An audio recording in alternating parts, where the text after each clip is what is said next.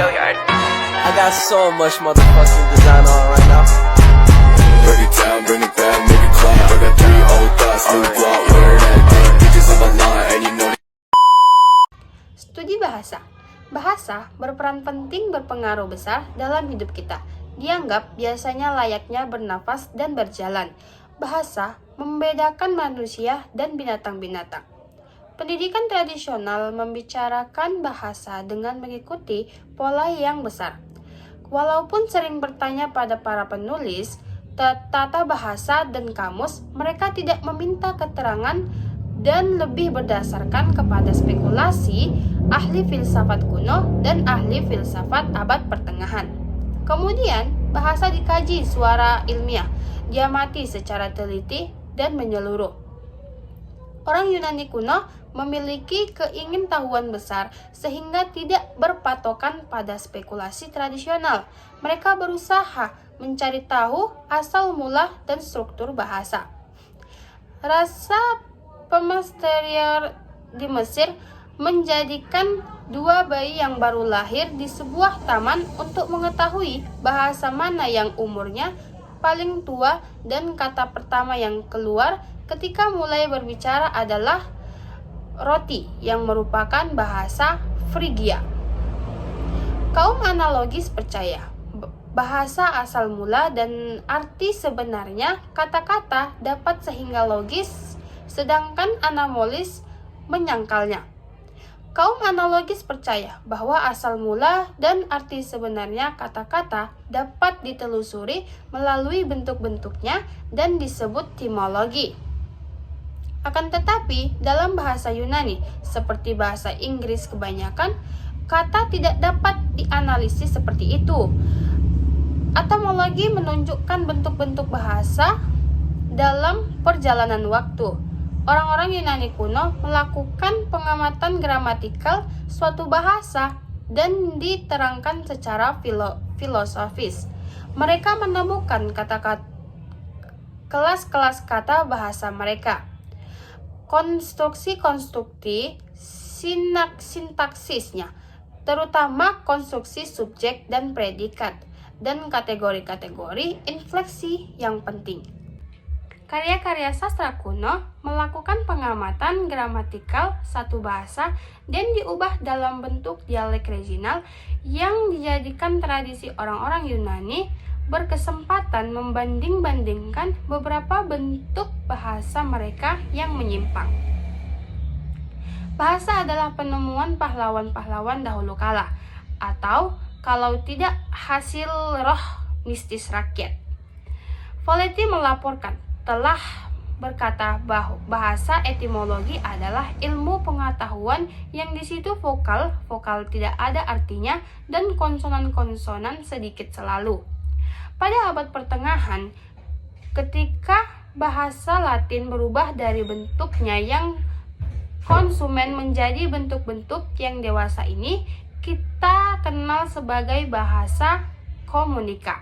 Beberapa orang menulis, sedapat-dapatnya tetap dalam bentuk Latin klasik yang kuno. Pada abad ke-18, tersebarnya pendidikan menyebabkan banyak penutur dialek mempelajari bentuk-bentuk bahasa kelas atas. Pada akhir abad pertengahan, mempelajari bahasa Yunani kembali menjadi mode tidak lama, kemudian ditambahkan bahasa Narani dan Arab. Apa yang lebih penting adalah bahwa beberapa sarjana di berbagai negara mulai dengan menaruh minat terhadap bahasa pada zaman muda sendiri. Pastor-pastor Spanyol sudah mulai dengan karya mereka pada abad ke-16. Terkait merekalah kita mempunyai sejumlah buku mengenai bahasa-bahasa Amerika dan Filipina. Karya kebahasaan pada akhir abad ke-18 dapat diukur pada glosarium yang terdiri dari 285 kata dalam 200 bahasa Eropa dan Asia. George Hicks menentukan karya itu dengan menerbitkan buku Tata Bahasa Got dan Inggris Kuno serta sebuah thesaurus berbagai macam informasi mengenai tahap lama bahasa Inggris dan bahasa kerabatnya. Bunyi-bunyi bahasa tidak diperhatikan dan dikeluarkan dengan tulisan abjad. Kita tahu bahwa bahasa-bahasa tertentu mirip satu sama lain, tetapi agama mengenai kemerosotan bahasa menghalangi penelitian sistematis hubungan. Jelas bahwa bahasa di Eropa yang banyak dikenal termasuk ke dalam 3 kelompok karena kemiripannya. Kemiripan yang lebih longgar meluas ke beberapa bahasa tertentu seperti bahasa Yunani. Di timur, jauh tata bahasa Jepang rupanya lebih berkembang secara mandiri. 5. Setelah tidak ditentukan lagi sebagai bahasa ibu seseorang, bahasa itu tetap menjadi alat bagi seluruh penulis mengenai topik-topik ilmu pengetahuan dan keagamaan. Sedikit pengetahuan tentang bahasa Sanskerta dan tata bahasa Hindu telah sampai di Eropa melalui misioneritis pada abad ke-16 dan 17.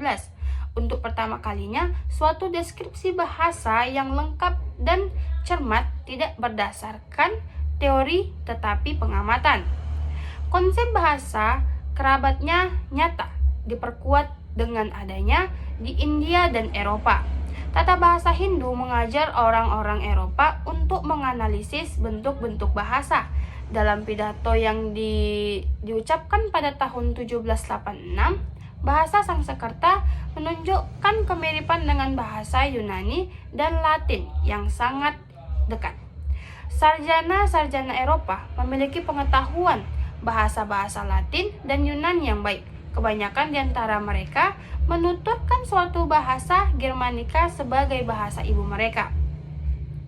Dugaan Jones bahwa bahasa Germanika berhubungan dengan bahasa Latin, yaitu Sanskerta, tertutupi dengan adanya mengenai bahasa ketika dan bahasa kuno. Semua tulisan sebenarnya adalah penawar yang relatif belum lama dan hampir sampai ke zaman kita ini. Kemampuannya bahwa kelompok bahasa kerabat lain seperti Germanika yang menunjukkan kemiripan telah timbul dengan cara yang sama hanyalah suatu kecelakaan.